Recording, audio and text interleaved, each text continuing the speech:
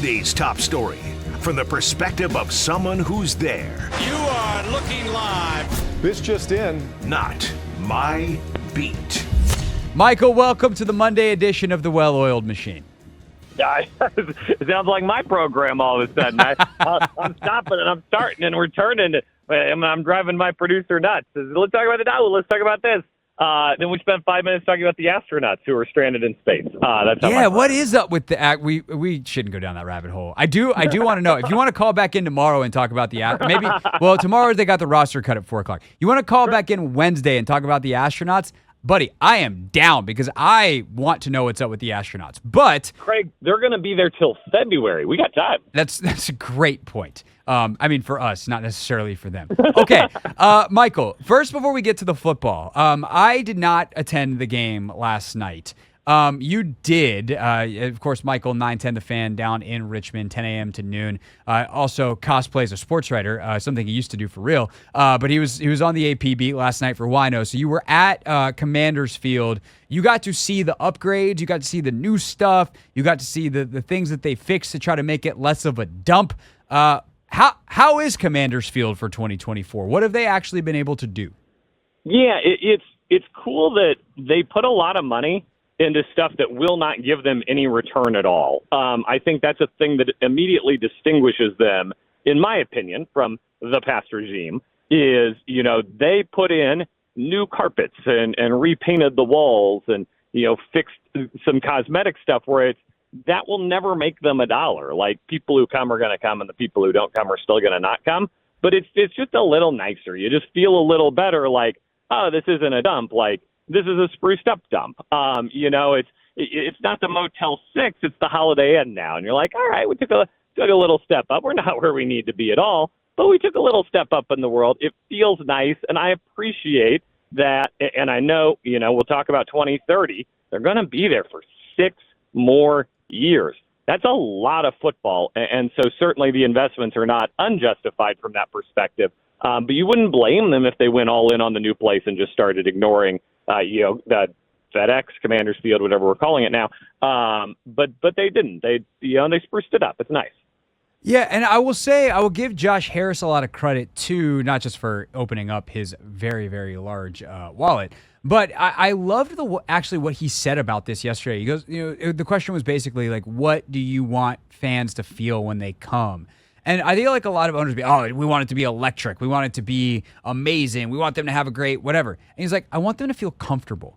Because going to FedEx Field has been an uncomfortable experience for a long, long time. The product stunk. The place stunk. And while he has put in a lot of money and hired very smart people to fix the product, at the very least, like, it cannot also be a terrible experience because of the facilities. And while it's not going to be a great experience because there's only so much you can do with that stadium, the fact that he's like comfortable, that's his word, that actually spoke to me quite a bit and speaks to, I think, a lot of the things you just described, Michael. Yeah, it's a fan base that's been through a lot, and during the woman who's the PA and stadium announcer, she did a Commanders fans. Usually say like the best fans in football. She said the most loyal fans in football.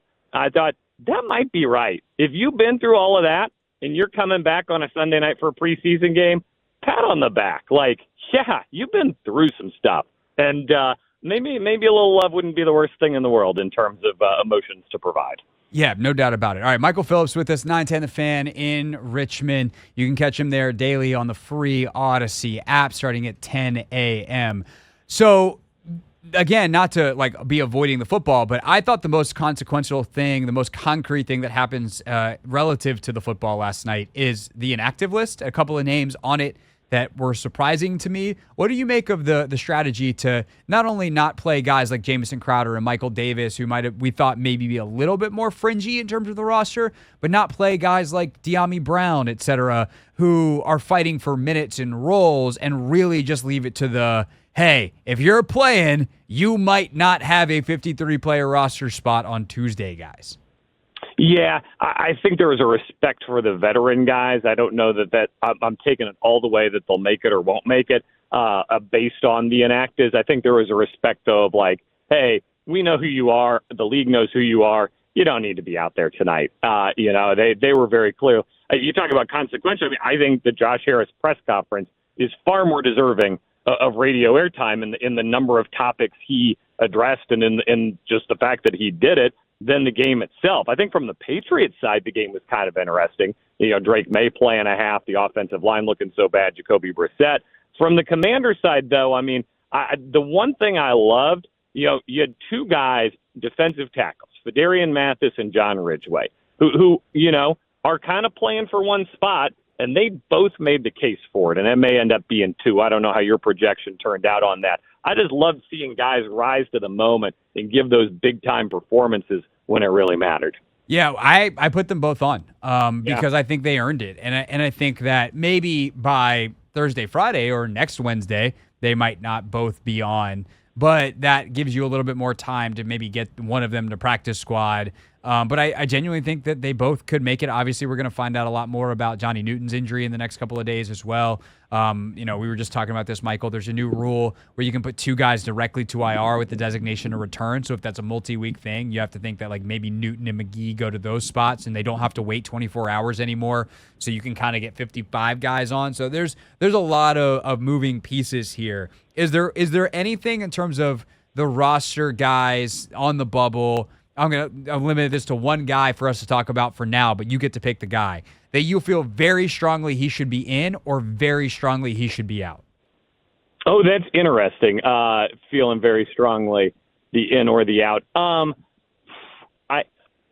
Part of this exercise this year is so many of the ins are going to be unproven talent that it's hard to go to bat for some of these veteran guys who have been around 3-4 years and don't have the production to show it, right? That, this is a team that's very much still building and is going to go young. I am intrigued. I won't weigh in either way because it's an unknown, but at quarterback, is Marcus Mariota hurt or not? I think is a very legitimate question, and that the legitimacy of that question probably decides if Jeff Driscoll's on the 53 or not, which makes it a $350,000 groin injury for Jeff Driscoll in terms of the swing between the practice squad and the 53 salary. That's of consequence to him personally, and I would imagine his family. But more broadly speaking, that's a roster spot for somebody downwind.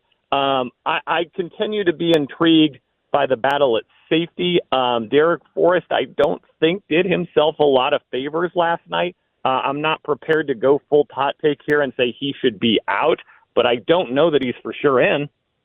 No, we just had him out. Tyler Owens is for sure in. I think Revo's in. But I think it's down to Defoe and Castro Fields for one spot, and whether they want to go corner or safety, how much they value each guy's special teams value. Like, I think that's kind of one spot that's on the line. I'll give you mine, Michael. I feel very strongly that Kaz Allen shouldn't make the team. I just think that if you're a guy that's supposed to make the team because you make explosive plays, you should have had to have made one explosive play. Thoughts?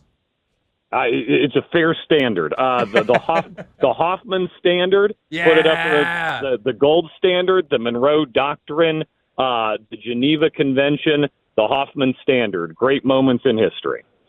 The Geneva Convention. Wow. I went in way over my head there pretty quickly, and I couldn't find a way out. Yeah, no, that's never happened to you before. I'm absolutely stunned. Michael Phillips with us, 910 The Fan in Richmond, of course. All right, so let's go through a couple of the hot. If you don't have a guy that you're like, I will stand on the table to either kick him out of here or to get him in. I wish I did. It'd be good radio. Yeah, I don't. So let's roll through your list. All right, let's roll through a couple of the ones that everyone's talking about then. Running back. Do you keep a fourth? And if so, is it Michael Wiley, Chris Rodriguez? Look, I like Michael Wiley, and he had an indisputably great preseason. This is part of kind of where I come back to, like, I wish I were more of a hot take artist. Here's what I got for you, Craig. It's really easy to get running backs to the practice squad. Bingo. Neither of those guys are going to be poached. There's no strategic advantage to keeping them on the roster when they're clearly not going to get snaps until Brian Robinson or Austin Eckler gets hurt. That's why, like, I would love to have the debate with you. Who had the better preseason between the two of them? They both looked good at times. They both showed flash at times. It doesn't matter. They're both on the practice squad. They both make it to the practice squad. They both get elevated when they need to. That's the part of this business where it's like, I'd love to go to go to the mat for one of them, but they could both be on the practice squad, and that's just fine. Yeah, so that's actually where it gets interesting, though, for me with Kaz Allen to bring it all together. I backdoored Kaz Allen in this conversation because he's a running back now. Are you really going to have 3 of your 17 guys being on practice squad? 3 of 16, really, because the last practice squad guy is your international pathway player. Are you really going to have 3 of 17 be running backs? Like, that seems like a lot. So, it does become kind of interesting in doing some of that stuff of who they want to keep around and develop. I'd personally keep Wiley for sure. Like, of the 3, he's my number 1 seed because I think he had an excellent preseason and showed, like, actual real vision, which is kind of, to me, something you can't teach, the whole making people miss thing. Very, very good preseason. I will co-sign on that. Yeah, wide receiver, 5, 6, who the hell's the 6th? Yeah, and this is where I think Jamison Crowder enters the chat. Is there a return element here? Nobody's really tipped what they're going to do on kickoffs. How important are kickoffs? Will there be kickoff returns? I think all of that plays into this discussion as we go down the list here. Also, this is another one where we can have this discussion today, and then we can have this discussion again on Wednesday when they potentially pick up a wide receiver who gets cut, and we're already seeing some early names.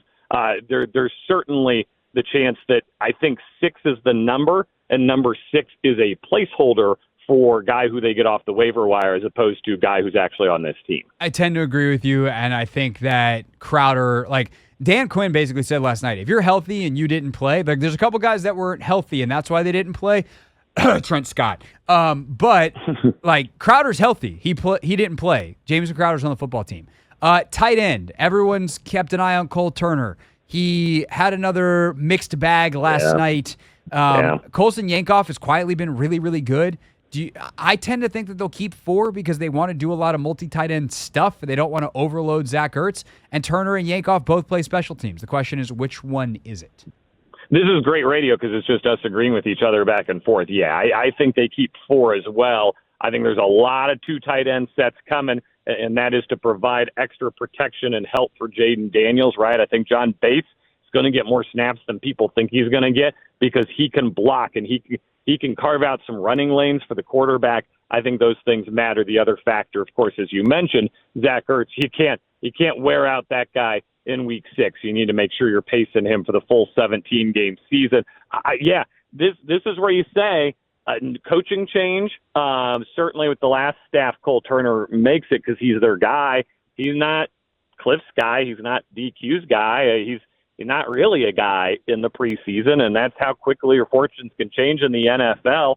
I get the sense DQ is very interested in sending the message, show up every day, work hard, we'll reward you.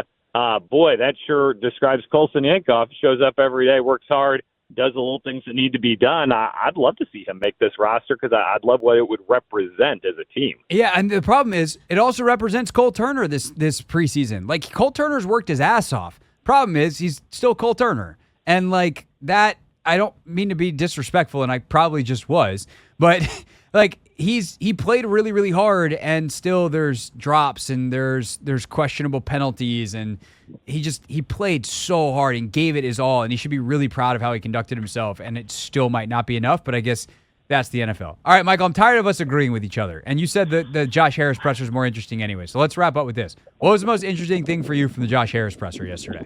Well, I do think the headliner is the 2030 date because I think the casual fan isn't as dialed in as we are. And here's that number, and it's jarring. Like 6 more years at FedEx Field. But it's true, and I'm glad he's setting the expectations appropriately. Look, I think the name thing remains enormously fascinating until it's resolved. I think it might be a hot minute before it's resolved. He spent about 1:10 answering the name question, and at no point did he say we're rolling with Commanders. I heard what I needed to hear in that. Yeah, I do too, but I also think that he's 100% right that, like, the people talking about the name, the loudest group, or like one, it's a very, very loud vocal minority, but it's also your core fans. So it is the people that care the most, but within that, there's also a group of people that are like, if it's not the old name, then you might as well just run full speed off a cliff because I hate you. And Josh Harris, the one thing he definitively did say is, for obvious reasons, the old name is not coming back. So, like, you're just going to have to give up on that dream. I don't know why you're still having it, but alas, you're going to have to give up. So I think he's correct, though, that the bigger issue, the thing that will actually drive people being able to develop like lifelong bonds with the franchise is, can I go to a game and it not be terrible? Which will involve a new stadium, mostly. Hopefully they can get it to, I can go to a game and it can be palatable with the upgrades. But long term, I think he's correct. And so the headlines there, the 2030 date is fascinating. Do you think there's any way that it's before 2030, or is 2030 the absolute earliest, no matter the jurisdiction, no matter what? I don't want it to be before 2030, because if it opens before 2030, that stadium's in the parking lot in Landover, Maryland. They can build a stadium right there as quickly as they want. They could start tomorrow if they wanted to. That means they've given up on RFK. That means they've given up on dreaming big, and they're going to slap something up. That would make me sad as somebody who wants them to aspire to greatness in this project. So if it's before 2030, I'm probably unhappy with the net result. And your Maryland viewers and listeners remind me all the time of how anti-Maryland I am. I'm not anti-Maryland. You can build it at National Harbor. There's a million places you can build it. Landover is an objectively terrible site for a football stadium. It just is. There are terrible sites in Virginia, too. I'm not partisan here. Dumfries was a terrible site for the stadium as well. I want them to dream big. They think it's going to take a little while to get RFK going. That's okay, because the end result's going to be really good. And to your point about the name, the hardcore fans are the ones making the noise. But I think for Josh Harris, this is about winning new fans as much as it is about satisfying the diehards. I just think Commanders is not a strong enough brand to capture a new generation of fans. It certainly isn't right now, but let's be honest, if Jaden Daniels is awesome for 5 years as a Commander, then Commander Daniels is going to lead the Washington Commanders into their Commanders' future. Because you build brand identity by engendering positive feelings or negative feelings. And so far, everything about Commanders has been the Dan Snyder fiasco and thus negative. And if they can generate for 5 straight years positive associations of feelings with Commanders, then that's going to change. Like, the name objectively stinks. I'm not trying to defend the actual name itself. I'm just a realist about the situation and like how, like, is Bears good? Like, what are we talking about here? You know? I want to like it. I want to get on board because it's easier than going through this again. But no pressure, kid. Jaden Daniels, it's all on your shoulders. Yeah, of course. It's, whatever. I don't know. I would like a new one, too. I'd like something they can shorten into a cool nickname. Like, yep. There's definitely available for upgrade. It just is not as simple as I think people realize.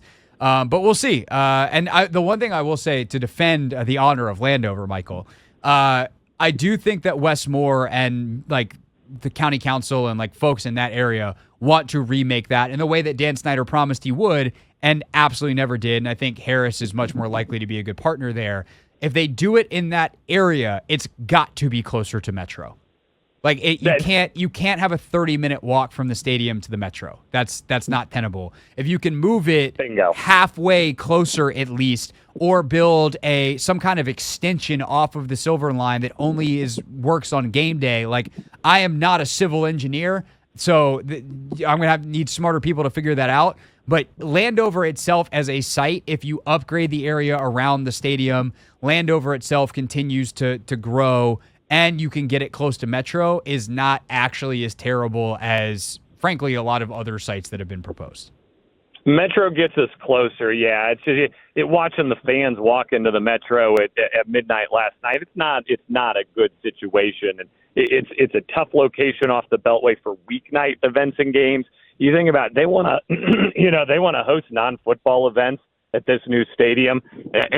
Can you ask a bunch of people from Alexandria to come out to a business dinner there on a Wednesday night? Or are they going to say, look, that's an hour and a half away? No. I'll catch the next one. I think that's where the Metro access is really, really, really big for that site. Yeah, no, I hear you. And then again, where in the DMV can you get to from Alexandria?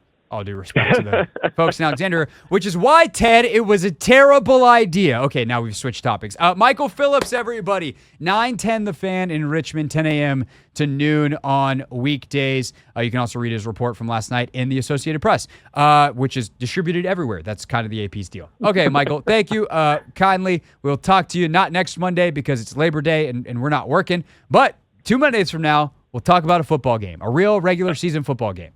My goodness, I can't wait. This kid's going to be fun. I don't think they're going to win, but I think we're going to have a lot of fun on the journey. Hey, I'm here for fun. Michael Phillips, everybody. He's also here for fun. Thank you, sir. Yes, sir. This is the Hoffman Show on the Team 980 and the Odyssey app.